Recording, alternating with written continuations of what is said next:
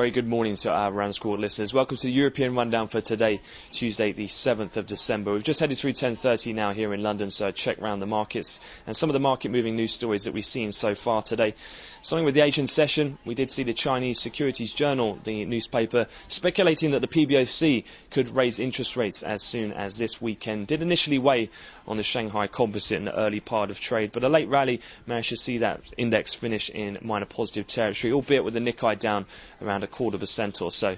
One of the other major stories that has got attention and weighed predominantly on T-notes as well and dragged bond futures lower has been that of an announcement out of President Obama in the US, who has extended the Bush era of tax cuts by an extension of 2 years. That's been met positively by the markets so far today. Equity is also in positive territory. That's also been coupled with, since those Bernanke comments we had yesterday on the possibility of further purchases beyond the current 600 billion programme, has seen what seems to be an inflation hedge trade going through as commodity prices such as spot gold and copper have already hit record highs and bolstered basic materials to drive the equity markets higher here so far in the US stock futures. One of the other stories of note has eased some of the sentiment, particularly on the Eurozone, has been that of two independent Irish MPs who late yesterday afternoon suggested they would back the forthcoming Irish budget. That is to be fully unveiled at around 3:45 London time by the Irish Finance Minister, but the final votes are coming around 7 to 9 p.m. London time, but it looks as though that is set to pass now by around a 2-seat clearance.